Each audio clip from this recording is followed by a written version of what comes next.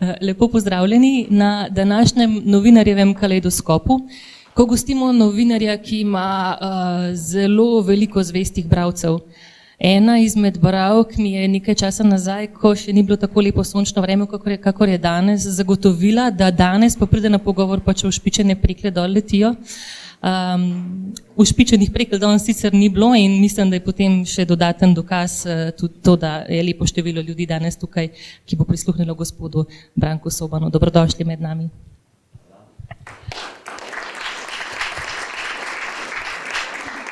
Pogovor bo povezovala urednica in novinarka Darja Groznik. Izvolite. Hvala lepa. Dober dan, lepo pozdravljeni, dobrodošli. Dobrodošel Branko Soban. Midva se bova tikala, sva novinarska kolega, mislim, da publika ne bo zamerila. Branko Soban, novinar, dolgoletni dopisnik, dela v tujini, točneje v Kairu in nato v Moskvi od leta 1991 do 2001. Prepotoval velik del arabskega sveta in tudi praktično celotno ozemlje Sovjetske zveze. Od tam ne moreš poročati, če po teh prostranstvih ne potuješ in ne živiš tam. To so tvoje besede. Tudi po upokojitvi ne počivaš, pišeš kolumne za sobotno prilogo. V njej objavljaš tudi intervjuje. V slovenski prostor, v to sem prepričana, pa ne samo jaz, prinašaš zgodbe, ki jih sicer slovenska publika ne bi poznala. Prinašaš zgodbe disidentov, zgodovinarjev, borcev za človečnost, za pravičnost, za poštenost, zgodbe pisateljev, dobitnikov visokih nagrad, nagrad Saharov in Nobelove nagrade.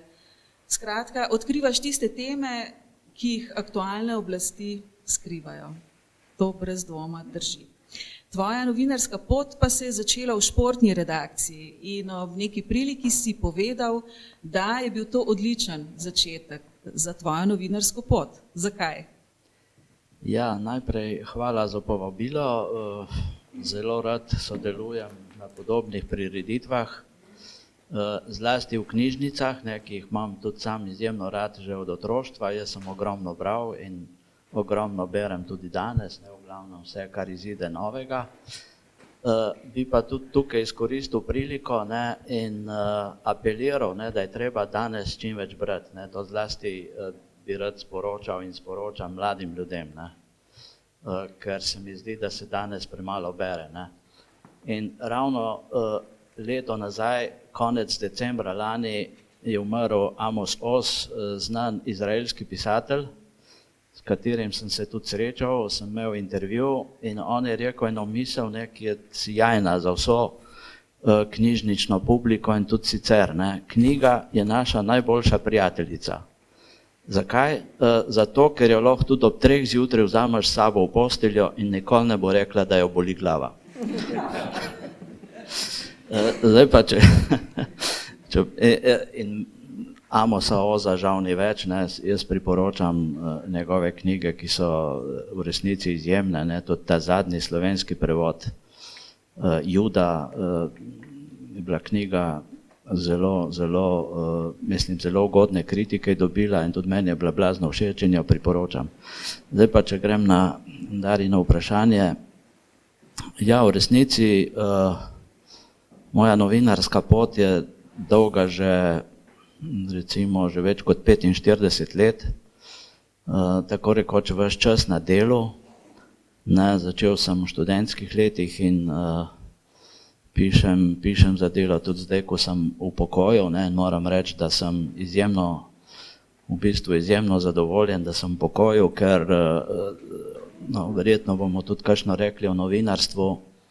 Zdaj šele, ko sem šel v pokoj, se nekako končno spet čutim svobodnega. Ker moram reči, da tile procesi v slovenskem novinarstvu in tudi sicer v svetu peljejo v smer, ki ni dobra. Gre po mojem mnenju za pokopavanje novinarstva, zlasti tistega kritičnega, analitičnega, raziskovalnega novinarstva, ker pri lastnikih ni več interesa za take teme, hočejo imeti nekaj lahkotnega, kar ljudje berajo, ampak jaz pravim, da ljudje radi preberajo tudi kaj tehtnega.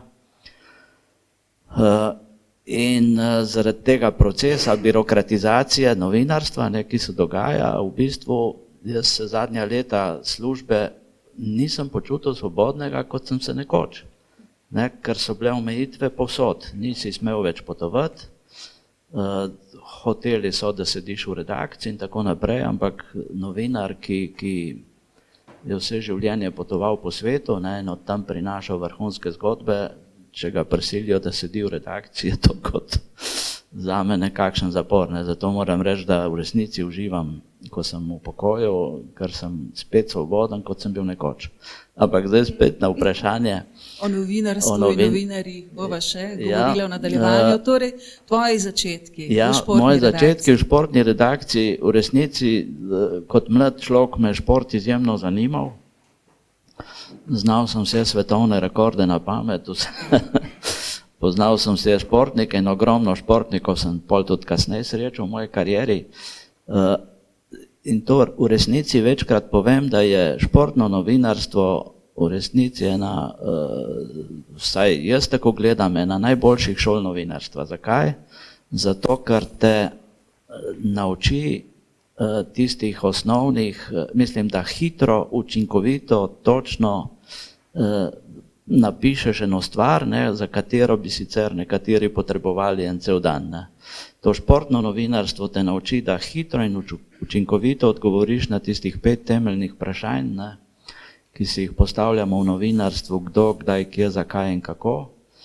In v resnici ti šport da to rutino, ki jo sicer, ne vem, neki drugi redakciji verjetno ne bi dobil. Najbrž si spremljal vsa velika tekmovanja, naprimer naslednje leto nas čakajo poletne olimpijske igre v Tokiu. Ja. Najbrž si se tudi spomnil letos, februarja, na 35 let od olimpijskih iger v Sarajevu. Si bil tam? Ja, Imaš bil kakšen sem. poseben spomin? Ja, v resnici bil sem v Sarajevo, to je bilo, čeprav sem videl cel svet, ne, jaz sem obiskal do zdaj že kakšnih 140 držav, ogromno tudi kriznih žarišč in tega, ampak če govorimo o dogodkih v nekdanji Jugoslaviji, je bila olimpijada v Sarajevu v resnici en tak in kot državljana, kot mladega človeka in kot novinarja v resnici en tak dogodek, ki se ti za vselej vtisne spomin. Vtisne se v spomin tudi zaradi dogodkov, ki so sledili, ne, žalostnih dogodkov na stadionu, na olimpijskem stadionu Koševo, kjer je bila otvoritev olimpijskih iger. Takrat sem sedel na tem stadionu, je kasneje nastalo pokopališče, ne, kar je, mislim, grozljivo, ne. Grozljivo, kar se je potem dogajalo. Tudi zaradi tega je Sarajevo nekako ostalo za vselej v spominu. Če bi ostal v športni redakciji, bi danes slavil zmage Dončića, Prevca, mogoče še koga drugega, ampak ti si odšel v notranje politično redakcijo in iz te redakcije v zunanjo politično redakcijo. V prejšnjem mesecu smo gostili Edvarda Žitnika, sem zastavila mu vprašanje, pa enako vprašanje tudi tebi. Seveda, vsak, ki pride v zunanjo politično redakcijo, si želi oditi in želi postati dopisnik. Ti si bil dopisnik v Kairu, omenila sem že na začetku in na to v Moskvi. Kaj te je vodilo pri tem tvojem delu? Seveda tudi delo dopisnika je lahko različno. Lahko je to pisarniško delo, lahko pa je to terensko delo, ko iščeš prave zgodbe, potuješ, skratka se trudiš poročati o resničnih zgodbah. Najbrž lahko trdim, da ti si del tega drugega dojemanja dopisnika. Jaz sem res začel kot v športni redakciji, ne, dela, ampak že v mladih letih sem pa nenehno sanjal o zunanji politiki. To sem si vedno želel.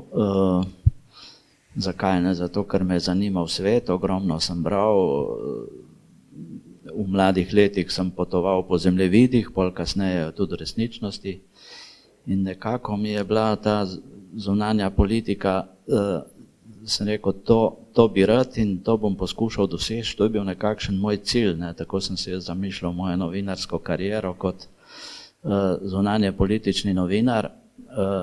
seveda to za mlade ljudi ni bilo enostavno, ne. Zunanja politična redakcija na Delu in tudi v drugih medijskih hišah veljala za nekakšno elitno, ne. Če se jaz spomnim, ko sem jaz začel delati kot mlad novinar, so bili v zunanji politiki res velika imena slovenskega novinarstva, legende, ne. Teh legend, teh ljudi danes žal ni več, ne, so že pokojni. In se je bilo tudi zaradi tega, ne, nekako težko za mladega človeka prebiti tja. Meni se je v bistvu ponudila, jaz sem prišel v zunanjo politiko leta 1991, ne. Splet na ključi, pa seveda tudi ta moja ambicija, pa želja, ne, brez ambicij ni nič, v nobenem poklicu, ne. Mene osebno zelo moti, ko vidim ljudi, ki so brez ambicij, ne. Kaj boš pa počel v življenju brez ambicij ni napredka. No, in se je leta 1991 se je zgodila, jaz sem takrat delal še v notranji politični redakciji, se je zgodila zalivska vojna in se pravi leta 90, avgusta 90 je Saddam Hussein okupiral Kuvajt in je bilo pol jasno, ne, da ni bilo druge rešitve kot vojna, ne. Pač Saddam Hussein ni upošteval predlogov, naj se umakne in tako naprej, in je zelo hitro postalo jasno, da bo tam izbruhnila vojna. In v redakciji Dela so rekli, zdaj bo pa nekdo moral v tisto vojno. In seveda za odhod tja sem se prijavil tudi jaz, ampak seveda prednost so imeli nekako bolj izkušeni kolegi, ki pa pol so se malo premislili in sem pol jaz dobil priložnost, da grem tja, 14 dni sem bil v tej vojni in mislim, da mi je pol to poročanje iz te prve zalivske vojne, ki je izbruhnila januarja 1991, pol odprlo pot v dopisništvo na Bližnjem vzhodu. To moram povedati, da do leta 1991 je zaradi mnenja in odločitve takratne SZDL sta imela Delo in RTV skupna dopisništva. So rekli, zakaj bi imeli po dva novinarja, če pač mi smo ena skupnost, tukaj bomo imeli enega človeka, ki bo delal za vse medije, RTV pa Delo.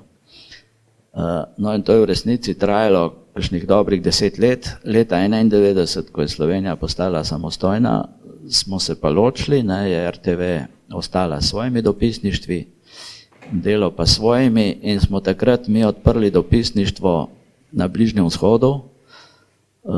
Takrat smo se odločili za Kairo, kamor se je Delo selilo iz Nairobija, ne. Mislim, da je RTV takrat ostala v Nairobiju, moj kolega Vojko Plevelj je bil tam. Jaz sem bil pa izbran med 13 kandidati za dopisništvo v Kairu na Bližnjem vzhodu in moram reči, da je to bila v resnici en tak prvi vrhunec moje novinarske kariere. Bližnji vzhod sem si želel, ogromno sem bral, poznal sem tale palestinsko-izraelski konflikt, ki še zdaj ni rešen in sem bil septembra, 2 tedna, tega septembra, 2 meseca nazaj sem bil spet v Palestini, na Zahodnem bregu in v Izraelu in je v resnici po desetletjih in desetletjih tega konflikta je zdaj stanje še hujše, kot je bilo, ne. No, tako se je pol začela moja zunanja politična kariera s tem dopisništvom v Kairu, ne, leta 1991 in zdaj se z zunanjo politiko v bistvu ukvarjam že 30 let praktično. Iz Kaira si odšel v Moskvo, zdaj bom pa preskočila to obdobje, pa te vprašala, zakaj nisi dobil akreditacije za tvoj drugi dopisniški mandat v Moskvi, ja. Kaj je bilo posredi, kaj je bilo krivo, so te kdaj sploh obvestili oziroma ja. Obvestili Delo, zakaj se ne strinjajo s tvojo akreditacijo? To je zanimiva zgodba, bom poskušal biti čim krajši, ker je trajala nekaj časa. Jaz moram reči, da nikoli, Bližnji vzhod mi je bil že kot mladenič nekako blizu, me je zanimalo, nikoli si pa nisem mislil, ko sem v mlajših letih, da bom kdaj dopisnik v Moskvi, ne, to nekako ni bila moja mislim, neka želja. Ampak ko sem prišel iz Kaira, ko sem končal moje dopisništvo v Kairu, mi en dan takratni odgovorni urednik Tit Dobršek, ki je zame, to je moje mnenje, najboljši urednik vseh urednikov, ki jih je Delo imelo. Zdaj je v pokoju, nič več se ne oglaša, kar je škoda. Tit Dobršek je bil zame v resnici velik novinar in velik urednik. No, in Tit mi reče nekega dne, no, Branko, zdaj me sreča na enem hodniku, pravi, zdaj si prišel z enega kaosa, a bi šel še v drugi kaos. Sem rekel, ti bom jutri povedal. In sem malo razmislil in sem rekel, v resnici novinar, ki zavrne tak izziv, kot je dopisništvo v Moskvi, ni novinar. Jaz se pa imam za novinarja. In sem rekel, ja. In sem v Moskvi bil 5 let,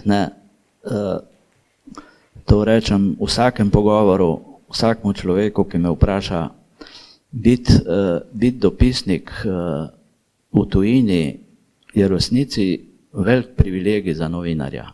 Mislim, nikjer ne spoznaš dežele tako, kot če živiš tam. Zato jaz nenehno ponavljam, Bližnjega vzhoda ne moreš poznati, če nisi tam živel. Če ne poznaš tistih konfliktov, če ne poznaš ozadja tistih konfliktov. Isto velja za Rusijo, za vso bivšo Sovjetsko zvezo. Če ne poznaš, kaj se tam dogajalo od carskih časov naprej, prek bolševizma in potem glasnost in perestrojke. Sam moram reči, da sem 3-krat se pogovarjal z Gorbačovom, očetom glasnosti in perestrojke in v bistvu zadnji voditelj Sovjetske zveze, ki so ga pa pol novi politični tokovi mal marginalizirali. Tako da v resnici je bilo to zame sjajno dopisništvo, sjajna leta. Prepotoval sem celo Sovjetsko zvezo nekdanjo, spoznal ogromno ljudi, disidentov in tako naprej. Ampak poslanstvo novinarja je pa, da kritično poroča o dogodkih, ki niso v redu. In v Novi Rusiji je teh stvari ogromno. Pod Putinom morda, mislim, pod Putinom zmeraj več, in se nekako Putinova Rusija že v odnosu do soljudi, do človekovih pravic, demokracije, že pomalem spominja na nekdanjo Sovjetsko zvezo. Jaz sem bil med mojim temle dopisniškim mandatom v Moskvi 2-krat povabljen v narekovaju na zunanje ministrstvo, ki je skrbelo za zunanje dopisnike. Na zunanjem ministrstvu se je bilo treba akreditirati, oni so skrbeli za ta dopisniški, mislim, to je bilo 1500 novinarjev običajno dela v Moskvi, za to množico novinarjev zunanje ministrstvo skrbi. In sem bil 2-krat povabljen na pogovore, ker so mi, moram reči, sem se že kar malo ustrašil, kaj bo zvečer na kakšni ulici samotni. To je bilo res pranje glave, kaj jaz pišem o vojni v Čečeniji in take stvari. Takrat je ta vojna divjala, mislim, to je bila grozljiva vojna, zelo podobna tistemu, kar se je dogajalo v Bosni. Jaz sem samo v Čečeniji bil. Imam še danes ogromno prijateljev Čečencev, Čečenci, ki so preživeli to vojno, mislim, tile, ki so nasprotovali kremeljskemu režimu, danes živijo v glavnem v tujini in jih tudi tam srečujem. No, ampak ta mandat sem nekako končal brez kakšnih hujših posledic, pol mi je pa hiša predlagala čez 4 leta, če bi šel ponovno v Moskvo, in seveda sem z veseljem pristal, ker v resnici to je za novinarja, je to zlata jama, ogromno dogodkov, izjemno zanimiva država, izjemna zgodovina, izjemni ljudje, in pol se pa stvar ustavlja. Niso mi, zaradi mojega kritičnega pisanja prej, mi niso več dali akreditacije, so zavrnili akreditacijo Uradno se to lahko naredi brez obrazložitve. In potem tudi vize nisem več dobil, niti navadne turistične vize, ne, tako da v mojo ljubljeno Rusijo, ne, jaz imam Rusijo rad, ne, jaz imam rad te ljudi, nimam pa rad politike, ne. Ruske nisem bil 11 let. 11 let nisem smel v Rusijo in sem bil prvič pred 2 letoma prvič v Peterburgu in letos junija po 13 letih spet v Moskvi. S turistično vizo za par dni to dobiš. To zdaj dobim, bomo videli, kaj bo v prihodnje. Pa kaj se dogaja s to nesrečno Rusijo? Se je demokratizirala samo na papirju, zdaj republike so se odcepile, postale samostojne države. Kaj se dogaja, ali se res odgovor na to vprašanje skriva dejansko v liku Putina oziroma v Putinu samem? Kaj je krivo za vse te deviacije? Jaz moram reči, da Rusijo skrbno spremljam. Vsak dan prebiram stvari, vsak dan kakšnega pokličem z Rusi, se tudi srečujem, ne vem, v Strasburgu na primer. Poznam čisto vse disidente, žal tudi tiste, ki jih ni več, ne.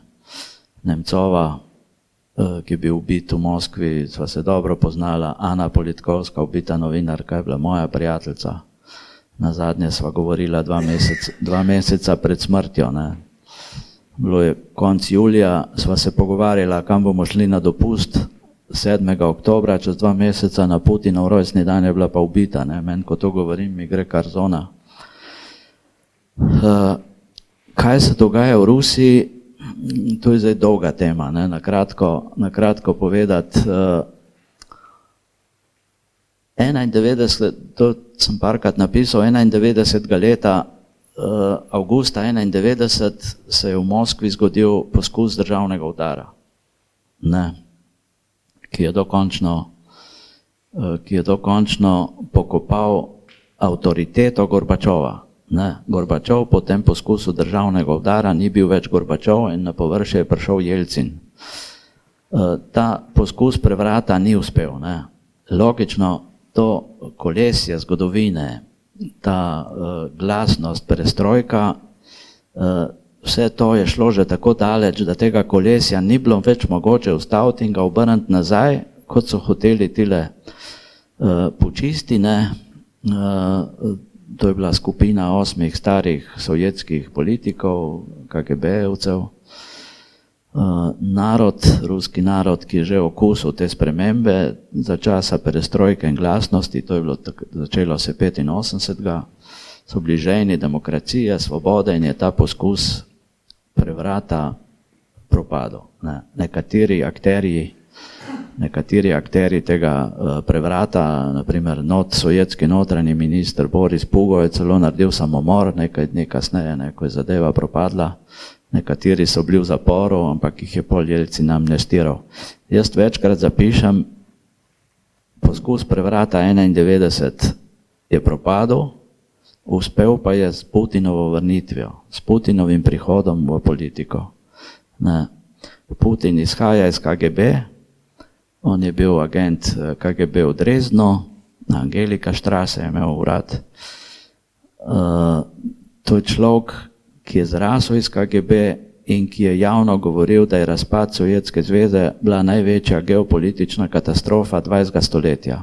To nenehno poudarja in nekako poskuša oživeti Sovjetsko zvezo. Ne v celoti, ker to ni več mogoče. Okupacija Krima in napad na vzhod Ukrajine je bil poskus nekakšnega oživljanja, delnega oživljanja Sovjetske zveze, ker v resnici Sovjetske zveze ni brez Ukrajine. Ukrajina je tukaj najpomembnejši vezni člen med današnjo Rusijo in Evropo. In Sovjetske zveze v resnici ni mogoče oživljati brez Ukrajine. Putin je vse stvari začel vračati nazaj, s popolno centralizacijo oblasti. On govori o vertikali oblasti od vrha navzdol. Ukinjene so bile volitve. Na volitvah se goljufa. To je znan izrek. Stalin je na primer govoril, ni važno, kako se glasuje, važno je, kako se šteje. In to Putin pridno počne, štet znajo, ne, ampak nobene volitve v Rusiji niso poštene. Se pravi, če se v Rusiji, današnji Putinovi Rusiji govori o demokraciji, je to v bistvu čista imitacija demokracije. To nima nič skupnega z demokracijo. Volitve niso poštene, vsa oblast je skoncentrirana v rokah enega človeka. Naprimer, in ogromno nesmislov, ne? Eden nesmislov, ki se v bistvu tiče tudi nas. Putin je uvedel, pod njim so sprejeli zakon, po katerem se nevladne organizacije, ki recimo prejemajo kakršnokoli tudi minimalno pomoč iz tujine, naprimer, če knjižnica dobi tam 100 evrov od Sorosa, se mora uradno registrirati kot agent tujih služb. Ne? Za vsak cent, ki ga dobiš v tujini, postaneš agent tujih služb. In točno te dni je bilo rečeno, da se bodo mogli tudi vsi novinarji registrirati kot agenti tujih služb, ne? Ker so pač plačani iz tujine, mislim, dopisniki naprimer. Ne? In tudi ruski neodvisni novinari, ne? Na raznih, ne vem, Novaja gazeta, kjer je delala Ana Poletkovska, lastnik, živi v Londonu. Se pravi, vsi novinari Nove gazete, ki so še en redkih otokov neodvisnega novinarstva, so po tem zakonu tuji agenti. Ne? Ogromno je takih nesmislov, ne? Zdaj v Rusiji bilo govorili še pa še. Zdajle sem se spomnila intervjuja, ki si ga naredil z ukrajinskim režiserjem Sencovom, ki je dobitnik nagrade Saharov. Zdaj so mu jo uspeli izročiti, ker je bil del ukrajinsko-ruske izmenjave ujetnikov in pravzaprav v tem intervjuju, ko ga človek bere, skoraj da ne more verjeti. To so zgodbe o montiranih političnih procesih, o političnih zapornikih seveda, o zaporih v Sibiriji, o mučenih. Skratka, zdi se enostavno neverjetno, da to obstaja in da konec koncev Evropska unija naprimer to gleda ali pa ostali svet in to še kar obstaja. Ja, tega je ogromno, ne, v resnici. Jaz sem o Olegu Sencovu kar precej pisal, ne. To je ukrajinski režiser. Ki je pa ruske narodnosti. Je po narodnosti Rus in živel je, zdaj ne več, ker ne more, živel je na Krimu. Ne. In kot Rus iz Krima je nasprotoval ruski okupaciji Krima. Ne. In zaradi tega je bil aretiran in obsojen na 20 let zapora. Seveda potaknili so mu en kup obtožb o terorizmu in podobne nesmisle. Ena od obtožb je bila, da je poskušal minirati, skupaj še z dvema, minirati Leninov spomenik v Jalti. Ne. Jaz sem pod tistim spomenikom bil kar dostkrat. Ne. Jaz sem bil na Krimu in ga priporočam, to je zame najlepših del Evrope, ne, Krim. To je fantastična pokrajina, ogromno zgodovine, Jalta, tam so prekrasni carski dvorci, na Jalti je bila tale konferenca 45, Roosevelt, Churchill in Stalin, vsak v svojem dvorcu, ki jih danes lahko obiščeš in tako naprej. Bahčisaraj, središče krimskih Tatarov z mošejami. Mene malo spominja na Sarajevo, ko sem v Bahčisaraju zaradi turške arhitekture. No, to sem hotel povedati, obtožili so ga miniranja Leninovega spomenika, ne, kar je absurd nad absurdi. Po razpadu Sovjetske zveze so v Rusiji podrli več kot na stotine Leninovih spomenikov. In temu procesu so takrat rekli Leninopad, ne, ker je Lenin padal. Ne. No, in Oleg Sencov je bil zaradi tega in še ogromno drugih ljudi iz Krima, ki so nasprotovali ruski okupaciji, obsojen na 20 let zapora, si predstavljate, zaradi lažnih obtožb. In odsedel je 5 let. Ampak to tudi ni nek human zapor, kot je bilo razbrati iz intervjuja, ampak gre za zelo krute razmere, ki jih človek v tem času enostavno ne bi pričakoval. Ne, in ta zapor je bil večji del no, kot sva že rekla, je bil po 5 letih izpuščen, ne, ampak večji del te kazni je preživel v kraju Labitnangi, to je gor na vrhu, čist gor pri Severnem morju, nad polarnim krogom, ne, kjer je po zimi -50 stopinj.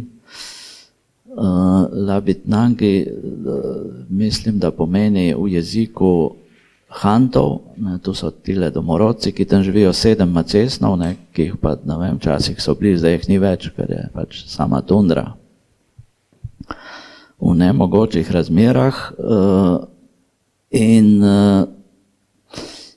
recimo režiser Dmitrij Manski, ki je bil tukaj lani na festivalu dokumentarnega filma v Ljubljani, s filmom Putinove priče, ne, on je naredil ta film, takrat sem se tudi pogovarjal z njim in naredil intervju z njim o tem. Sem ga vprašal, kaj pa Sencov, a Sencov je bil takrat še v zaporu, in je rekel, to sploh ni zapornik, to je talec v bistvu, ki ga bo Putin, ko bo treba izkoristil za zamenjavo z drugimi jetniki, in to se je v resnici zgodilo, ne. Rusija pa Ukrajina je letos, ne, konec avgusta se je to zgodilo, septembra so bili izpuščeni 35 ruskih ujetnikov za 35 ukrajinskih, in medtem je bil tudi Oleg Sencov in par tednov, jaz sem se z njim srečal konec septembra je prišel na svobodo, konec septembra sva se pogovarjala v Strasburgu, tako da sem zdaj dobil še enega novega prijatelja. Ampak to sem hotel reči, o razmerah v ruskih zaporih sem se pogovarjal tudi z drugimi ljudmi in pisal o tem, ampak še bolj grozljivo kot pri Olegu Sencovu, še bolj grozljiv način, kot je to počel Sencov, so mi pa stanje v ruskih zaporih opisale punce iz Pussy Riot. Ne. To pa v resnici... To so umetnice, ki so bile sicer provokativne, ja, in kar hitro odstranjene. Ja, in obsojene na zaporne kazni. Jaz sem se z 2 pogovarjal, 3 so bile obsojene, z 2 sem se pogovarjal v New Yorku, kamor jih je povabila Amnesty International, in sem bil z njimi kar 3 dni takrat v New Yorku. Nadja Tolkonikova, ta druga je bila pa Marija, da se ne spomnim priimka. Smo se ogromno pogovarjali o tem in gostila jih je med drugim tudi Yoko Ono, ne, tako da sem v tej priložnosti spoznal še Yoko Ono. In kaj so povedale punce, kakšne so ja, razmere? To je tudi, napisanih je že kar nekaj knjig o teh doživetjih, no, v narekovaju, to niso nobena doživetja, to je mučenje, to je katastrofa. Kaj se počne v teh ženskih zaporih, ne? Nadja mi je med drugim pravila, jim niso pustili v kopalnice, ne? Se niso smele ženske umivati v teh ruskih zaporih. Od jutra do večera so mogle nekaj šivati, ne, v teh šivalnicah, in mislim, to je teror. Poveljnik taborišča, mislim, da je to v Republiki Mordovija, ne. Rusija ima 21 republik, ne vem, če jih zna kdo na svetu našteti. Mordovija je ena od njih.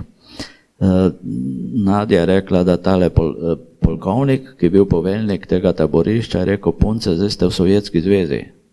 Ne, to ni Rusija, to je Sovjetska zveza. In zapori so v resnici katastrofalni, čeprav je pa treba reči, ne, in to se v Strasburgu tudi dostikrat pove, Rusija je članica Sveta Evrope. 5 let je zdaj Strasburg bojkotirala in se je letos, ker so uvedli sankcije proti Rusiji zaradi okupacije Krima, ampak je Evropa tukaj naredila en deal, ne, o tem sem pisal, to je precej umazan deal.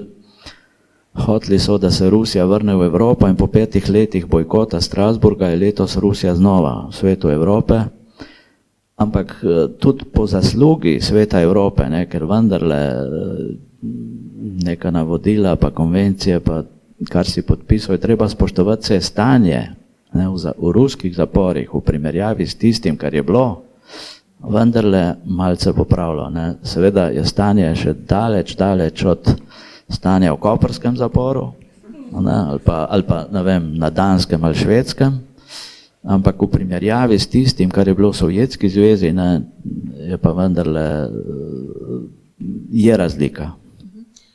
Ti si tudi poročevalec Sveta Evrope, kaj to pomeni?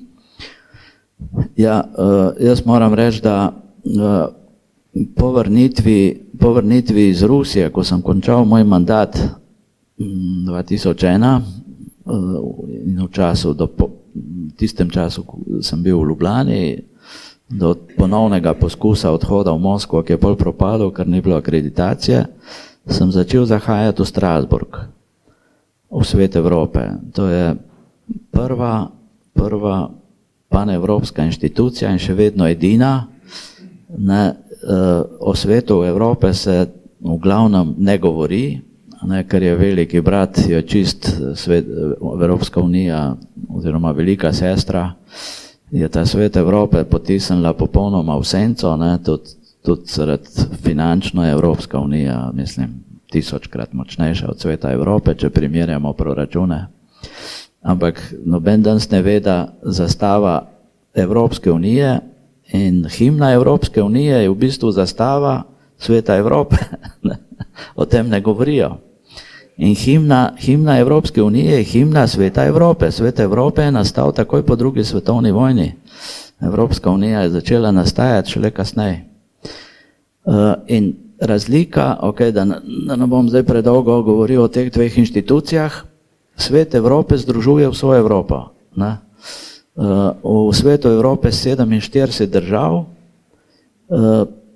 poleg članic Evropske unije še ves Evropski vzhod, vse države z vzhoda Evrope, pa Turčija, pa Gruzija, Armenija, Tbilisi, zdaj manjkajo samo Belorusija, zato ker zaradi smrtne kazni, v Belorusiji še niso ukinili smrtne kazni in država, ki ima smrtno kazen, ne more biti članica take inštitucije, kot je Svet Evrope. Vatikan tudi ni tam, ker v Vatikanu ni demokracije. In tretja država, ki čaka, je pa Kosovo. Ampak ker je v Evropi precej držav nasprotuje članstvu Kosova in v Združenih narodih, tudi ne more biti še članica Sveta Evrope. Tako da tam je vsa Evropa na enem mestu. Tam srečaš vse ljudi tega sveta, in disidente, in politične zapornike, nekdanje ministre, bodoče ministre, pisatelje, intelektualce. In zame je Strasbourg zaradi tega Sveta Evrope, moram reči, postal v bistvu neka nova novinarska šola. Se mi zdi, da jaz kot novinar brez Sveta Evrope tudi ne bi mogel funkcionirati, ker mi je odprl popolnoma nova obzorja, srečal ogromno izjemnih ljudi, ki so tudi prišli v moj časopis prek intervjuje in tako naprej. Tako da tja pa zdaj hodim že skoraj 20 let in poročam od tam. Tvoji intervjujanci so res zveneča imena sveta, nekateri že pokojni, pa dovoli, da jih nekaj mogoče naštejem, da tudi spomnim publiko na nje. Hans Blix, vodja inšpektorjev OZN v Iraku, Šimon Peres, predsednik Izraela, Amos Oz, ki si ga že omenil, izraelski pisatelj, Andrzej Vajda, poljski filmski režiser, Stefan Esel, soavtor deklaracije Združenih narodov o človekovih pravicah, Lech Valensa, ustanovitelj Solidarnosti, akademik Aleksandar Jakovljev, oče perestrojke, Gari Gasparov, svetovni šahovski prvak in tudi politik, Edvard Ševarnadze, predsednik Gruzije, Marina Litvinenko, žena ubitega ruskega agenta Litvinenka, to zgodbo smo spremljali, Ahmed Zakajev, predsednik čečenske vlade, Orban Pamuk, turški Nobelovec za literaturo in še veliko intervjujev je v dveh knjigah, ki si jih izdal, Zločin brez kazni in Kazen brez zločina, to je na voljo tudi tukaj v knjižnici. Ampak intervjuja s turškim predsednikom Erdoganom pa ni najti v knjigah. Pa vem, da si ga delal, zakaj tega intervjuja ni in Me zanima, v kakšnih okoliščinah je nastal intervju z To Erdoganom. je izjemno zanimiva zgodba. To sem v uvodu v knjigo tudi napisal. Z Erdoganom sem se v resnici, ja, to je krasna novinarska zgodba. Sem se dobil z njim, je odgovoril pozitivno na mojo prošnjo za intervju, hmal zatem, ko je postal premijer. Takrat je bil Erdogan v bistvu neko novo upanje za Turčijo. Tudi mnogi intelektualci so ga podpirali. In meni je bilo veliko do tega, da pridem do tega človeka in naredim intervju z njim. In zdaj bom povedal na kratko to zgodbo, kako je to bilo. Prišel sem v Ankaro, so rekli, ok, intervju bo ob 8. Zvečer. Jaz čakam v njegovi predsedniški rezidenci, skupaj z mano še 3 turške televizijske postaje, pa pol vlade ga je čakalo. Erdogan je bil pa tisti dan nekje, zdaj se ne spomnim imena tega kraja, bilo je en teden pred lokalnimi volitvami in Erdogan je potoval po državi in tisti dan je bil v kraju, zdaj res ne vem, se ne spomnim imena, ob Marmarskem morju, kjer je doma njegova žena Emine, tam je imel tale predvolilni miting. No in mi tam čakamo, pride ta gospa, ki skrbi za stike z nami, jaz sem bil edini tuj novinar, pravi, premijer, takrat je bil premijer žal zamuja, intervju bo ob 10. In takoj par članov vlade je odšlo, pač imajo druge obveznosti, ne morajo zdaj tam viseti. 3 turške televizije so še ostale, pa jaz tudi. Je prišla ura 10, pride tale gospa spet, pravi, premijer zamuja, intervju bo o polnoči. In takrat so poslali domov vse 3 turške televizije, skoraj so vlado, ostali so 3 ministri, pa jaz. Se nisi dal odgnati. Ne, to pa ne, če sem prišel v Ankaro, to pa. No in o polnoči se Erdogan v resnici prikaže. Na brzino je opravil s 3 ministri in pol jaz vstopim v njegove prostore, to je bilo že po polnoči in sva klepetala pol ure, več ni šlo, pač cel dan, naporen dan, pa zjutraj spet na pot. No, in sem z tega srečanja imam sliko.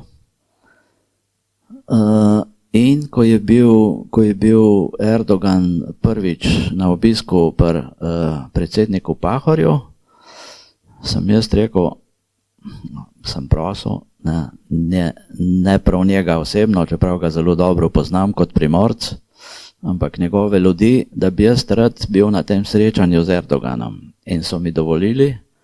In ko se rokujem z Erdoganom, mu pokažem sliko, ki je nastala ob tem prvem intervjuju v Ankari. In to je bilo po 10 letih. In pol mi pa povejo Turki stvar, ki jo nisem vedel. Nad Erdoganom je visela prekrasna slika in pravijo njegovi ljudje, to je pa rusko darilo. To je bil slikar Ajvazovski, ki je izjemen mojster za morje. Ko jaz gledam, mislim, Ajvazovski je zelo drag, tudi njegove slike se prodajajo po par milijonov na aukcijah. On je mojster za morje in ko sem jaz gledal njegove slike v Rusiji, tista ogromna platna z morjem, imaš občutek, da bo tisto morje zdaj se razlilo v galerijo, ker tako plastično je to znal narediti. No in šele ob tem Erdoganovem obisku v Ljubljani sem zvedel, da je tisto rusko darilo, tisto Ajvazovski. No zakaj ga ni v knjigi intervjujev? To pa v resnici izključno zaradi razpleta dogajanja v Turčiji. Postal je iz tistega velikega upanja za neko novo Turčijo in zaradi prvih potez, Erdogan je bil v resnici naredil zgodovinsko stvar. Do njegovega prihoda na oblast so Turči bolj ali manj vladali generali. In Erdogan je prvi turški politik v zgodovini, ki je generale postavil v kot. v bistvu jim je odzel nekdanjo oblast, ampak kaj, ne, pol pa to se dogaja v zgodovini, ne samo v Turčiji, to se dogaja tudi drugje. Ta slaba oblast je pol človeka popolnoma pokvari in je v bistvu Erdogan sam postal neke vrste general, neke vrste novi sultan, v bistvu diktator. Jaz za zadnje čase, v zadnjem letu sem bil 3-4 v Turčiji, tudi imam ogromno prijateljev, ne, tudi med intelektualci in sem o tem tudi pisal.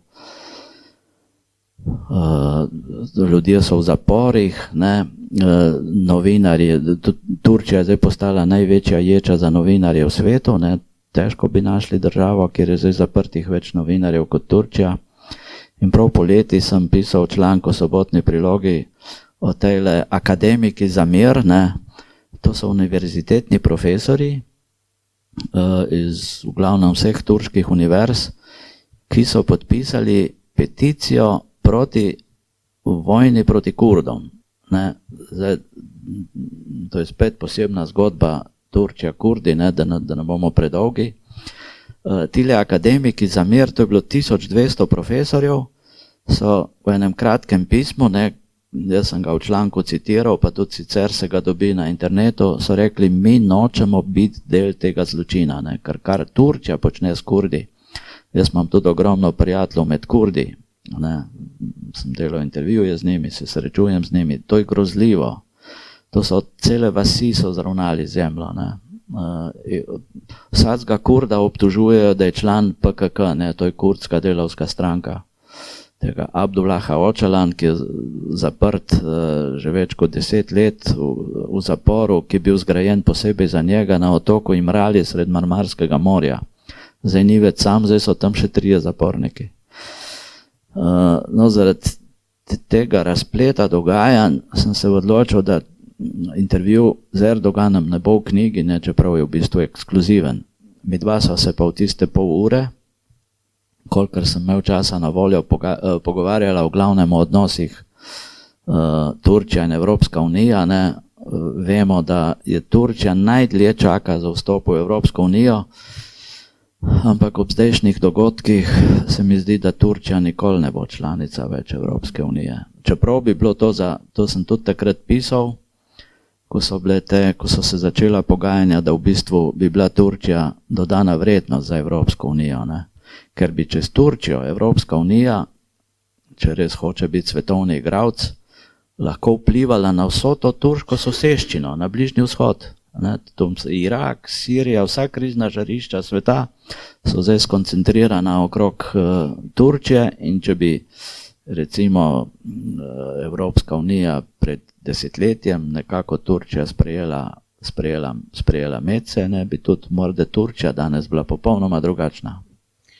Mogoče se zdi naslednje vprašanje retorično vprašanje, ampak kljub vsemu, kakšno je stanje varovanja človekovih pravic danes v Evropski uniji, katere del smo tudi mi in konec koncev tudi v Sloveniji.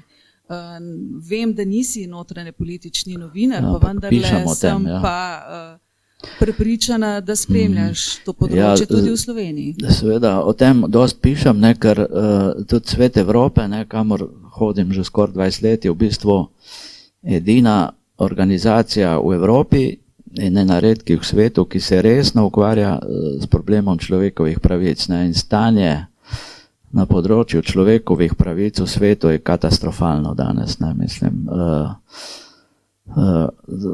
Omenila si že Stefana Esela, ne, on je bil še zadnji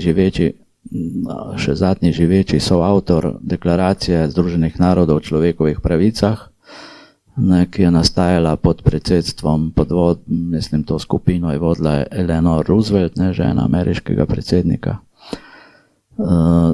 To je bil v resnici prelomen dokument, ki je nadaljevanje dobil v Evropski konvenciji o človekovih pravicah, ne, v okviru Sveta Evrope. To je dokument nad dokumenti, brez katerega bi bil današnji svet popolnoma drugačen. Ampak in Esel in drugi zagovorniki, veliki zagovorniki človekovih pravic, ki so ustvarjali te dokumente po drugi svetovni vojni, danes tudi Selj je to rekel, žal ga ni več, je rekel, da v današnjih razmerah, ne, v tem času strahotne neenakosti, ko človekovo dostojanstvo se ga tepta noč in dan, ko človek ni več, postaja samo še objekt za pridobivanje profita. Ti dokumenti v današnjih razmerah zanesljivo ne bi bili več sprejeti, ne. Ker brez človekovih pravic, jaz mislim, da se današnja politika in kapital, ki v bistvu že nadzoruje in diktira politiki, kaj treba početi, mislim, brez človekovih pravic, to je temelj vsega. Kjer ni človekovih pravic, ni demokracije, kjer ni demokracije, je kaj? Diktatura. In razplet dogajanj v mnogih državah kaže, da gre vse točno v to smer. In v svetu Evrope se še borijo, ne, imamo tudi v svetu Evrope deluje Evropsko sodišče za človekove pravice, to je zame in za večje poznavalce, kot sem jaz, največja civilizacijska pridobitev zadnjih stolet. To je edino sodišče na svetu, kjer ti lahko tožiš lastno državo. Ne. Če so ti bili pravice kratene v tvoji državi, ne vem, v Turčiji, Rusiji, Franciji, Irski, Sloveniji, se lahko obrneš tja in zaradi konvencije o človekovih pravicah, če so bile te kršitve v resnici grobe, ne, mislim, vsaka država tam načeloma zgubi, ne, ker pač Evropska konvencija o človekovih pravicah je jasna, med drugim govori tudi o svobodi tiska. Če, na primer, te cenzurirajo v tvoji časopisni hiši, če greš na sodišče in če ti domače sodišče ne prizna, da so bile tvoje pravice kratene, greš v Strasbourg in dobiš, ker piše, da svoboda tiska je na temeljnih vrednot današnje Evrope. No in tukaj je pa Slovenija, mislim, o tem se premalo govori, padla na tem izpitu iz človekovih pravic na polni črti. Ta država ni bila stara niti pol leta, ne? Niti pol leta ni bila stara, ko je februarja 92 se zgodil izbris, več kot 25.000 ljudi je bilo izbrisanih čez noč, ne? Kot v kakšni totalitarni, fašistični državi. Ne?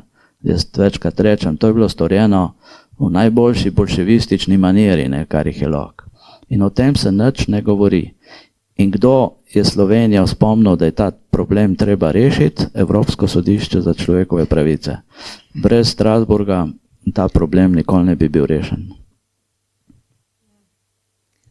Seveda del človekovih pravic, demokracije, seveda smo tudi novinarji in zdaj so tukaj pri tem medijskem svetu v Sloveniji in tudi drugod, je ta medijska krajina kar pravzaprav obubožana, oziroma kako ti gledaš na novinarstvo, na ta poklic, si nekaj o tem že dejal, ampak soočeni smo s konkretnimi zadevami. Časopisi niso več tisto, kar so bili. Tudi ti si ob odhodu v pokoj bil kar kritičen do tvojega bivšega delodajalca, do Dela. Dejal si, da to ni več časopis, kot je bil, ampak saj praktično noben medij ni več tisto, kar je bil. Zdaj prišli smo v nek drug družbeni sistem. Kapital je naredil svoje. Svoje najbrž naredil tudi splet. Zasledila sem podatek, da naj bi 70% ljudi informacije dobilo na družbenih omrežjih, kar je pravzaprav strašljivo, kajti družbena omrežja prinašajo tudi lažne novice, ne samo objektivne, prave novinarske informacije. Kako ti gledaš na ta medijski svet? Je še kaj možnosti za pravo novinarstvo in zakaj pravzaprav potrebujemo prave novinarje, verodostojne medije? Ja, to je zdaj tema, o kateri lahko govorimo do ponedeljka. Ja. stanje v novinarstvu je v resnici žalostno. Ne? Zakaj? Zdaj, če govorim na osnovi izkušenj iz dela, ne, delo je v resnici nekoč bilo inštitucija, to je bila, delo se je citiralo, delo se je bralo, bilo je ogromno dobrih novinarjev, seveda vsi niso vrhunski, ni inštitucija, ker bi bili vsi vrhunski, ampak bilo je veliko dobrih novinarjev.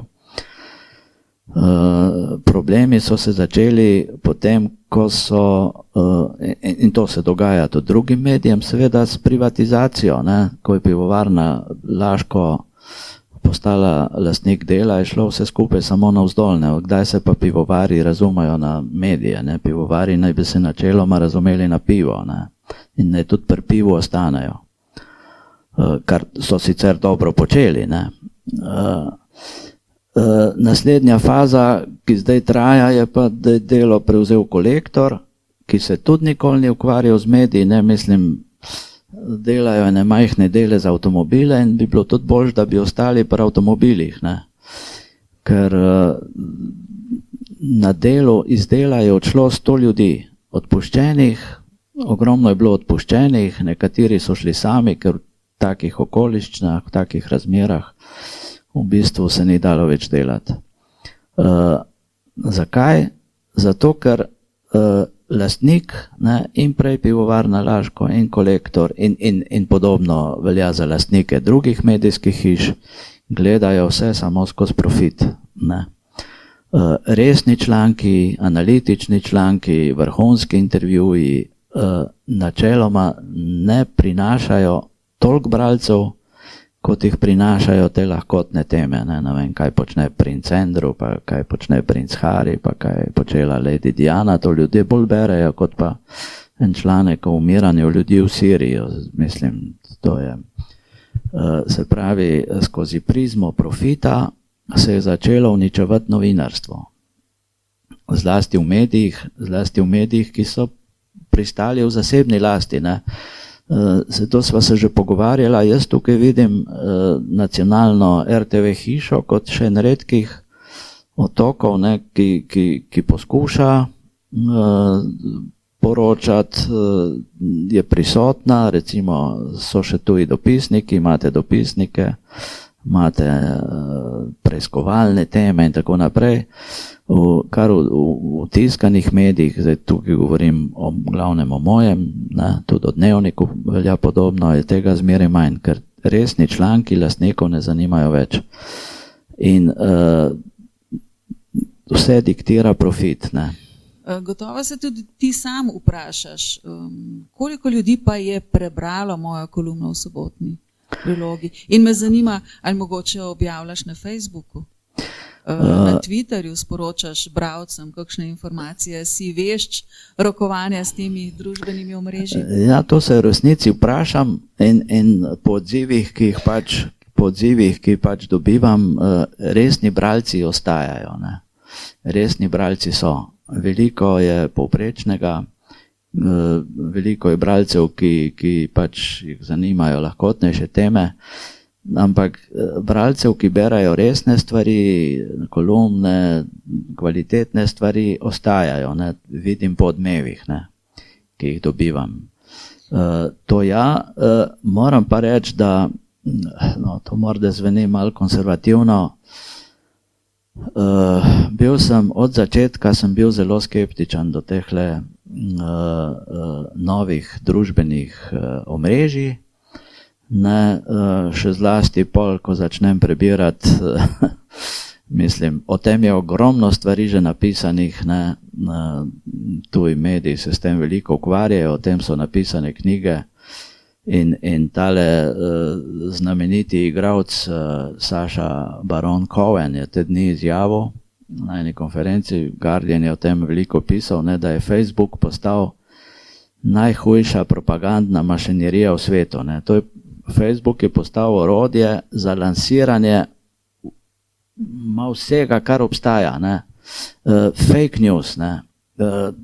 To je postal glavna platforma za širjenje lažnih novic Ne, za tem širjenjem teh lažnih novic pa seveda zmeraj je nekdo, ki ima interes, da se to širi.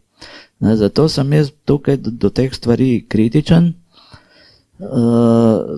Nisem navdušen nad temi stvarmi, ker se te platforme izkorišča, mislim, ogromno primerih, seveda ne vsi tega ne počnejo, ampak ogromno primerih se to počne izključno za širjenje lastnih ne vem, informacij, interesov in tako naprej.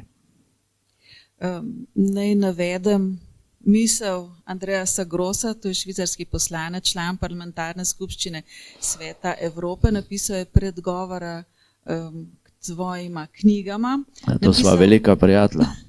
Napisal je pa tole: če bi bil Branko žival, bi pripadal redki in izumirajoči vrsti. Ja. Jaz upam vendarle, da novinarji nismo izumirajoča vrsta in da tudi kakšen časopis vendarle bo tudi še ostal v tej tiskani izvedbi. Je pa Ministrstvo za kulturo napovedalo nižjo obdavčitev tiskanih publikacij, s tem naj bi tudi nekako stopili v bran časopisom.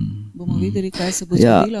Tukaj nočem biti preveč črnogled, jaz sem po naravi sicer optimist, ampak zdaj, ko sem govoril te negativne stvari, sem govoril zaradi tega, ker v resnici gre ogromno stvari v napačno smer. Ampak seveda tukaj moram takoj dodati, da je veliko novinarjev, ki hočejo biti pravi novinarji, ki hočejo opravljati svoj poklic tako, kot je treba. Veliko je dobrih člankov, veliko je analitičnih člankov, to vsekakor. In jaz mislim, da prihodnost časopisov je. Ali povsod naklade padajo tudi v svetu? Točno to sem hotel povedati. To sem že parkrat izjavil, kadar me kakšen kaj vpraša, kaj je najbolj pomembno za dober časopis. Jaz zmeraj pravim 3 stvari. Prvič vsebina, drugič vsebina, tretjič vsebina. Brez vsebine ni dobrega časopisa. Prevečkrat tudi v mojem časopisu in na internetnih straneh, nekatere so obupne, se gleda samo na formo, nič pa na vsebino. In recimo zdaj pred kratkim so bili objavljeni podatki Financial Times, neki v resnici vrhunski časopis, če hočeš resno spremljati, seveda je ok, zmeraj mora biti malo kritične distance, ampak če hočeš resno spremljati dogajanja v svetu, in politična in gospodarska, brez Financial Timesa ne gre. Temu časopisu naklada stalno raste. Zdaj, zadnji podatki so pri 4 milijonih. A tiskanje, ja. Seveda vedeti je treba, da se Financial Times bere po vsem svetu. Moj kolega iz Die Zeita lani na frankfurtskem sejmu, se ne spomnim imena, ampak je znan novinar nemški, sem ga vprašal, kako je kaj pri vas, in rekel, nam naklada raste. Ne vem, iz 230 tisoč so prišli na več kot 300 tisoč. Se pravi, to je tisto, kar sem rekel, če je vsebina, jaz mislim, da ljudje hočejo brati dobre stvari. Nočejo brati sam, kdo je koga ubil, pa kdo je s kom bil. Jaz mislim, da hočejo in to je naloga resnih medijev. To je naloga resnih medijev, da ti povprečnemu bralcu, ki nikoli ni bil v Rusiji, nikoli ni bil v Siriji, nikoli ni bil v Egiptu, da mu to na en poljuden, hkrati resen, ampak poljuden, razumljiv način razložiš, kaj se tam dogaja.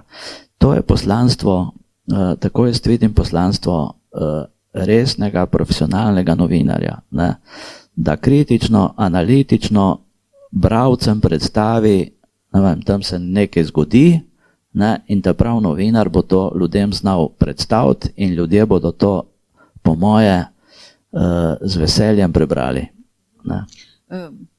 Prav je, da končujeva tale pogovor bolj optimistično kot pesimistično, ker konec koncev omenil si že novinarko Ano Politkovsko, ki je žal preminula, ampak vendarle v malteškem primeru se pa po 2 letih umora malteške novinarke stvari vendarle premikajo in očitno se bo ta zgodba odvila.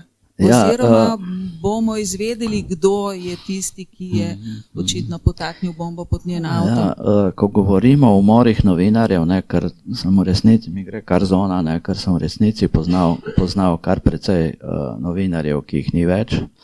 V Rusiji je to Ana Politkovska pa Natalija Estemirova, ki so jo ubili v groznem Čečeniji.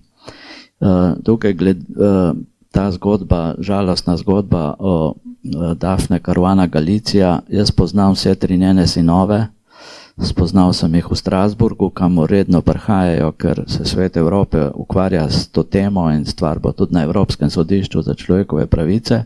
Eden od teh sinov je tudi preiskovalni novinar.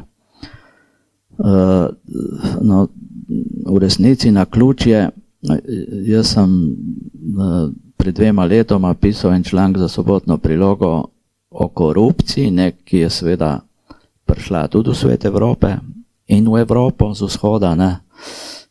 Naprimer, Hodorkovski pravi, Mihail Hodorkovski, da Rusija poleg plina v Evropo izvaža samo še korupcijo.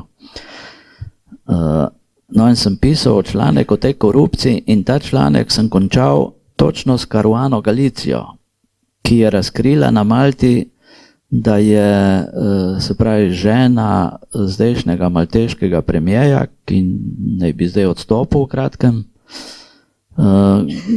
ki je imela neko podjetje, se ukvarja s posli, je hči azerbajdžanskega predsednika Alijeva njenemu podjetju, kar tako na lepe oči, to je korupcija, podkupnina, nakazala $1 milijon.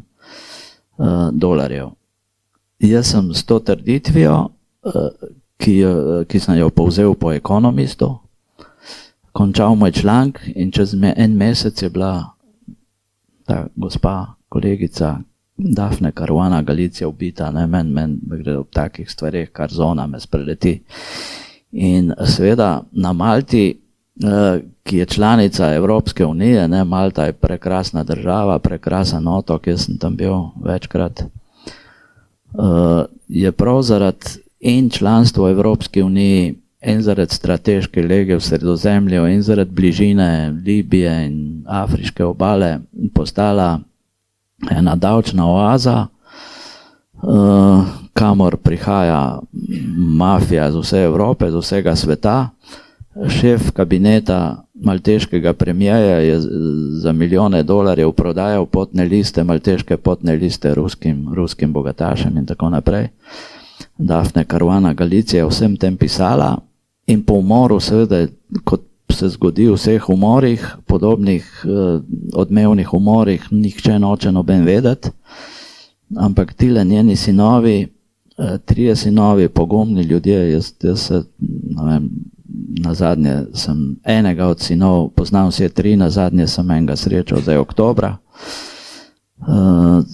Po njihovi zaslugi in po zaslugi civilne družbe in nevladnih organizacij in Sveta Evrope je stvar skoraj pri koncu. Jaz upam, da se bo ta zgodba razkrila. Premier je že obljubil, da bo odstopil, vpleten je bil en njegovih sodelavcev, velik poslovnež. Tukaj gre za denar in za korupcijo in ko novinarji začnejo odrezati v te stvari, je seveda njihovo življenje v veliki nevarnosti. Pravzaprav si že odgovoril na vprašanje, kje srečuješ vse te zanimive goste, s katerimi narediš intervjuje, vse te intelektualce, pisatelje, oporečnike, borce za človekove pravice. Srečuješ jih tudi v svetu Evrope, predvsem pa si vztrajen, tudi to smo že slišali, da se ne daš odgnati. In samo še zadnje moje vprašanje, potem pa bomo dali možnost še poslušalkam in poslušalcem. Koga si želiš intervjuvati? Koga imaš zdaj nekako v mislih? Koga bi res želel? srečati z njimi, narediti intervju. Zanimivo v intervjuju tvojem s Sencovom, ki smo ga danes že omenjali, nekako ga vprašaš, kaj bi on rekel Putinu, če bi ga srečal, pa je odgovoril, da ga niti ne želi srečati. Mogoče si ga želi srečati in z njimi narediti intervju, tudi to bi bilo zanimivo, ekskluzivno, prav gotovo. Ja, zdaj tukaj moram reči, da po teh dveh knjigah je intervjujev spet že za 2 knjigi, ne, približno. Ampak tudi, no okej, ne bom o tem, bom poskušal narediti nove knjige intervjujev. Jaz, kar sem omenil že nekje na začetku, brez ambicij ni nič. Ne? Brez ambicij ni dobrih člankov, ni dobrih intervjujev, ni dobrih zgodb. Ne? Jaz mislim, da v novinarstvu, ne vem, če ste videli ta film od mojega prijatelja Mihe Macinija, Izbrisana, ki govori o temi izbrisanih. Tam je en sijajen stavek novinarja, ki ga igra Marko Mandić, ne, ampak to bolj kot novinarji počnejo lastniki. Ne. Marko Mandić v tem filmu pravi, mi se zapiramo v pisarne, se zaklepamo in upamo, da kakšna zgodba ne bo potrkala na vrata. Ne. Mislim, to ni novinarstvo. Mesto, da bi novinari sami iskali na terenu dobre zgodbe. Mislim, jaz nisem več v službi, ampak zdaj nas v te sobe zapirajo tudi lastniki. Ne, hočejo, da tam sediš, da mislijo, da ekskluzivne zgodbe same prihajajo. Ne. Se pravi, za ljudmi je treba hoditi, ne, letati jih včasih mi je že kar nerodno, ne, če sem preveč tečen, ampak dobro vem, da če ne bom tečen, ne bo novinarja, ne bo intervjuja. Tako sem v Rigi pred, mislim, kakšnimi 10 leti, tam zagledam Zbignjeva Bžežinskega, ne, to je siva eminenca ameriške zunanje politike, ne, bil je Carterjev svetovalec za nacionalno varnost. In jaz ga tam zagledam, jaz sem rekel, Branko, Madonna, tukaj imaš pa enkratno priložnost, da narediš intervju z njim. In sem v resnici, da mi je bilo že kar nerodno, 2 dni sem hodil za njim. Kamor je šel, sem bil tudi jaz. Ne, in pol, tista prvi dan, ne, pa mu dam vizitko, pa mu dam telefon, pa ga vprašam. In pol, tist prvi dan mi reče zvečer, pridite jutri ob 2. In sem imel Bžežinskega, ki v resnici je bil izjemno zanimiv človek. Jaz poskušam, seveda do vseh ne moš priti, je nemogoče, mislim, so pač omejitve in finančne in časovne in tako naprej. Ambicije pa imam, ne, to pa rad bi srečal ogromno ljudi.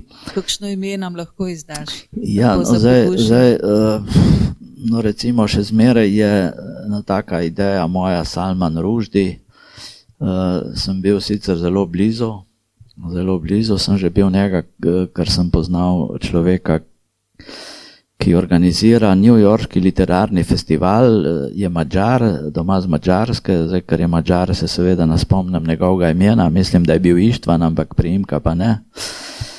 In on je bil najtesnejši sodelavec Salmana Rushdija, skupaj sta sedela v New Yorkski pisarni. In en dan mi pravi, jaz sem bil večkrat v New Yorku in smo se tudi večkrat srečali, in pol en dan pravi, zdaj pa morda bo. Zdaj pa morda bo. Jutri boš imel dokončen odgovor. In naslednji dan pravi, Rushdie je bil za, založba pa ne. Založba je bila proti, ker je vendarle Slovenija, založba ne bi imela kakšnega velikega propagandnega in finančnega efekta od intervjuja za slovenske medije. Recimo jaz osebno, ker sem bil v Severni Koreji, bi osebno izjemno rad se pogovarjal s Kim Jong-unom, kar je njegovega deda sem videl živega v Ljubljani, ko je bil s Titom, tam pri Narodni galeriji sem jo čakal, in pol sem ga videl še mrtvega v mavzoleju v Pjongjangu, Ne, balzamirali so ga Rusi, ki so resnično vešči posla, v resnici vrhunski strokovnjaki in zaradi tega tudi Kim Il-sunga vsako leto peljejo, grobo rečeno, na remont v Moskvo. Ne. Jaz mislim, da bi bil to izjemno zanimiv intervju. S Putinom sem se srečal večkrat, ne, sva bila tudi tako približno daleč, ne. Ampak z njim pa, ja, zdaj ne me razumeti narobe, z njim ne bi delal intervjuja, ker točno vem, kaj bi povedal. Ne. Če mu zdaj napišem jaz 10 vprašanj, točno vem, kaj Tako napišeš že odgovore. Ja, ker točno vem, kaj bo rekel, ne, ker pač toliko ga spremljam, pa ga poznam, pa vse preberem, kar je o Putinu. Jaz imam 100 knjig o Putinu, ne, o Putinu se ogromno piše. Pišejo ruski ruski intelektualci, pišejo tuji, mislim, ogromno knjig je o Putinu in jaz imam skoraj vse, ne, tako da Putina poznam do obisti. Tako, jaz sicer nisem izčrpala še vprašanj, ampak bom raje dala možnost vsem, ki so z nama. Tako da izvolite, mikrofon je vaš.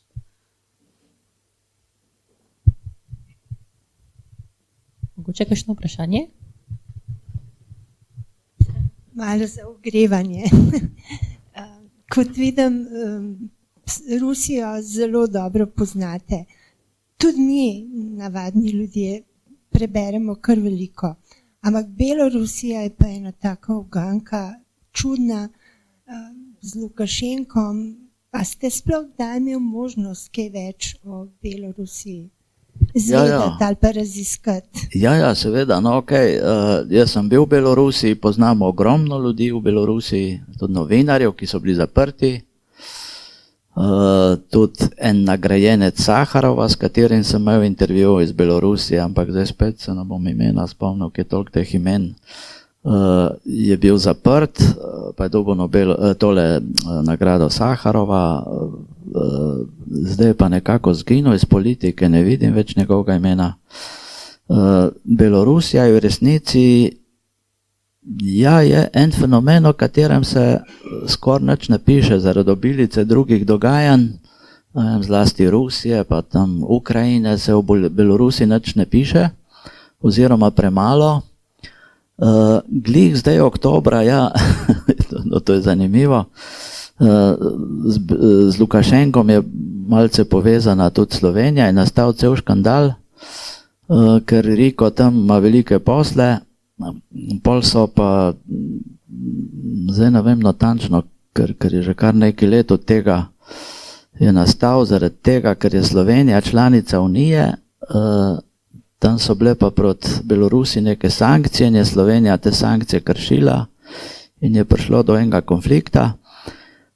No, ta Riko med drugim gradi sred Minska hotel Kempinski, ne, ki prav zaradi teh sankcij Evropske unije še ni dokončan.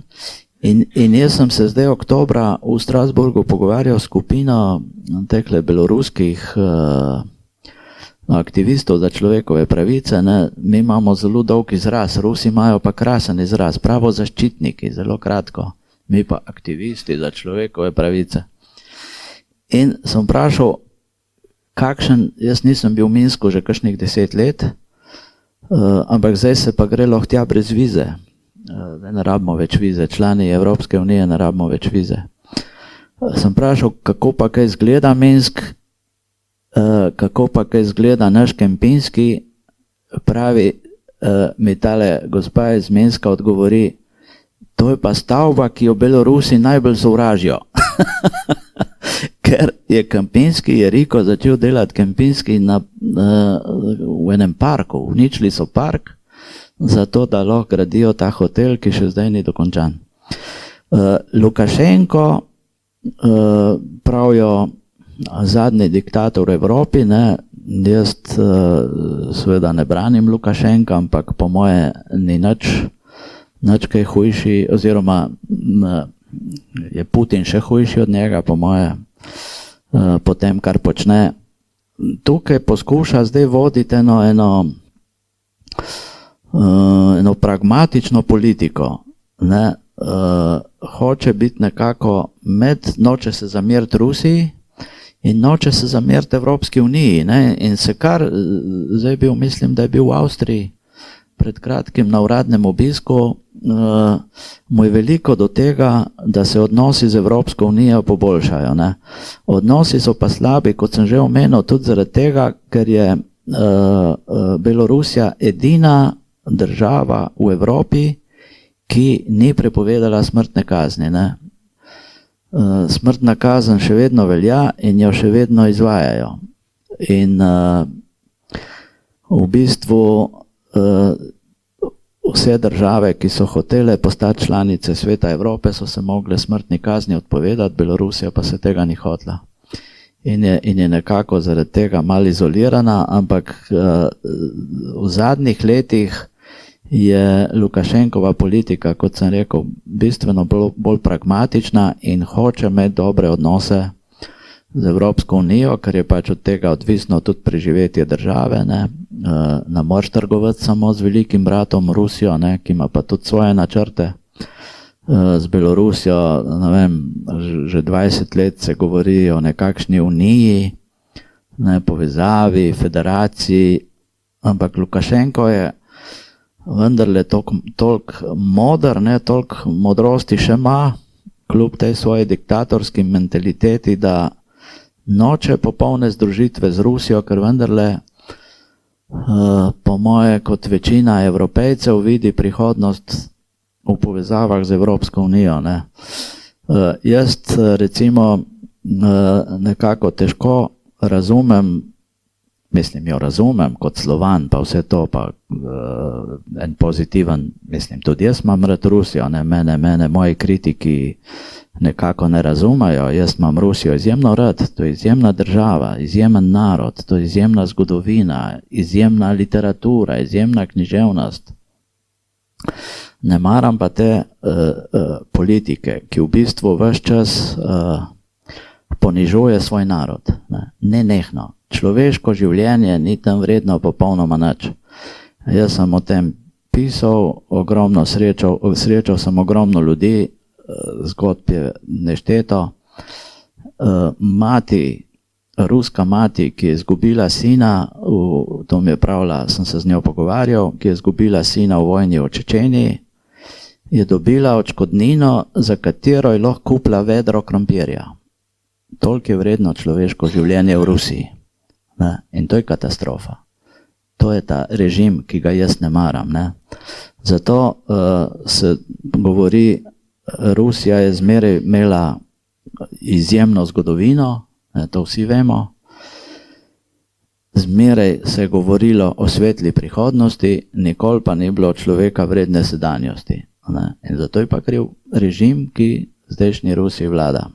No, zdaj sem z Belorusije prišel še na Rusijo. Ne? Tako.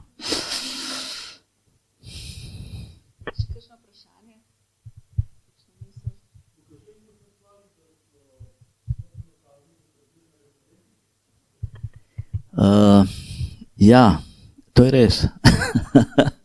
To je res, ampak smrtna kazen, večina zdaj Amerika jo tudi ima, Japonska jo tudi ima, ne? Ampak večina civiliziranega sveta, ne, kamor se prištevamo in kamor se prišteva tudi Evropa, smrtne kazni ni več. Ne. To je bila obveza, če si hotel vstopiti v svet Evrope, ne, to je prva in edina in največja panevropska organizacija, je bil to pogoj. Ne. Rusija je takrat, ko je postala članica Sveta Evrope leta 1996, za časa Jelcina, je smrtno kazen je ni ukinila takoj, ampak je uvedla moratorij na smrtno kazen in to še zmeraj velja. Tudi v Rusiji ni več smrtne kazni, čeprav, kot ste rekli, trendi so, recimo v Evropi se pojavljajo, ne, ideje, da bi uvedli smrtno kazen, ampak to ni vredno civilizirane države. Ne, zob za zob, oko za oko, ti časi so minili. Ne. Jaz mislim, da je bolje, kot da človeka likvidiraš, ga poskušaš z eno pametno kazensko in zaporniško politiko spraviti na eno drugo pot, na drugačen način razmišljanja. Ne. Jaz recimo imam dobrega prijatelja, nismo govorili, Clive Stafford Smith, to je izjemen človek, vodja nevladne organizacije Reprieve v Londonu. On je bil prvi na svetu, ki je dobil tožbo proti Georgeu Bushu, ko je šlo za Guantanamo. Postal je prvi pravnik, ki je vstopil v Guantanamo in o tem napisal sjajno knjigo, jaz sem se o tem pol z njim pogovarjal. In on je en največjih borcev proti smrtni kazni, ima svoj urad, ta njegova organizacija ima svoj urad tudi v ZDA in je v ZDA 6 obsojenih na smrt rešil smrti. Ne, ker v Ameriki vemo, zdaj smo šli na Ameriko, tam ima izjemen, imajo, no, kako se reče, jury, porota, ja. Porotniki odločajo o kazni, ne. A so zdaj tisti porotniki v resnici kompetentni, a jim lahko damo to pravico, da človeka obsodijo na smrt, se ne poznajo vseh faktov, ne, to je bil sjajen film 12 jeznih mož, ki so rekli porotniki, no pa dajmo hitro, se so stvari jasne, ne, obsodimo človeka na smrt, pa gremo domov. Eden je pa rekel, ne, dajmo iti od fakta do fakta, in se je skazalo, da je ta človek, ki bi ga obsodili na smrt, popolnoma nedolžen. Ne, tako da smrtna kazen je v resnici tema, o kateri v civiliziranem svetu se ne bi smelo več govoriti. Pravda, to reči, da v Belorusiji je tudi važno, kdo šteje, ampak princip je v tem, da referendum o smrtni kazni ne sme biti dopuščen. Točno to je moja poanta, ne, v civiliziranem svetu debato o smrtni kazni ne sme biti. Ne, zdaj, v Sloveniji, če bi imeli referendum o smrtni kazni, bi verjetno padel. Ampak v kakšni vprašanje, ja, no, recimo, ne, vprašanje, ja, dobro ste rekli, vprašanje, ampak kakšnih malo bolj, ne vem, bolj avtokratskih ali demokracija itak, z demokracijo gre tudi marsikje močno navzdol, ne, bi pa ljudje verjetno glasovali za, ne, točno to, kar ste rekli. O tem ne sme biti referendumov, kot ne sme biti referendumov, ko gre za človekove pravice. Ne? To se je tudi v Sloveniji dogajalo. Ne more, mislim, to je temelj demokracije, to je temelj civiliziranega sveta. Ne more večina odločati o pravici manjšin. Ja, kam pa pridemo pol? Poleg vse poteptamo, ne, če damo stvar na referendum. Ne, mislim, o človekovih pravicah ne more biti referenduma. To tudi pravi sodišče v Strasburgu. Lahko? Ja. Še enkrat požečetno, pa hvala, da ste prišel. Moram reči, da smo se od vas pravzaprav o tem delu sveta, o katerega govorite, vendarle veliko naučili skozi vaše izvajanje, pa kolumne in tako naprej, to spremljamo. Je pa zanimivo, dosti slabega na tej Rusiji, recimo, ki se dogaja, to je dejstvo. Nihče pa ne govori o tej Ameriki, recimo to Guantanamo. In recimo toliko zla, ki Amerika naredi, ne vem, če ga Rusija naredi. Po celem svetu govorim. Poglejte, kaj je v Vietnamu, za 100 let in več je uničila, ne vem koliko zemlje, ki je nerodovitna, ki je zastropljena in tako naprej. In da ne govorim Južna Amerika kaj počne, vse to, kar so naredili. Kaj so pravzaprav dobrega naredili na Bližnjem vzhodu? Pravzaprav vse, kar je zakuhan, pa vsi begunci so z Amerike, da rečem tako. Ali imate bi rekel, poznavanje Amerike, niste toliko? Ja, tudi od teh pač pogovor je šel danes bolj v to smer, kjer sem jaz delal kot dopisnik. Jaz ogromno pišem tudi o Ameriki, morda pač malo manj kot o Rusiji. Izjemno sem kritičen do ameriške politike, to je tudi moje kolumne, moje pisanje, pa tega pisanja res malo manj, ne, ker imamo pač, ne moram jaz posegati na področja drugih kolegov, ne. Posežem takrat, ko se mi zdi, da imam kaj zapovedati. O Guantanamu sem napisal ogromno kritičnih člankov, ogromno kritičnih člankov sem napisal o ameriški politiki na Bližnjem vzhodu, kjer je zaradi vojne v Iraku, to je bilo tudi par intervjujev na to temo, v bistvu Islamska država je reakcija na ameriško invazijo na Irak. Če čisto na kratko povem, zakaj gre.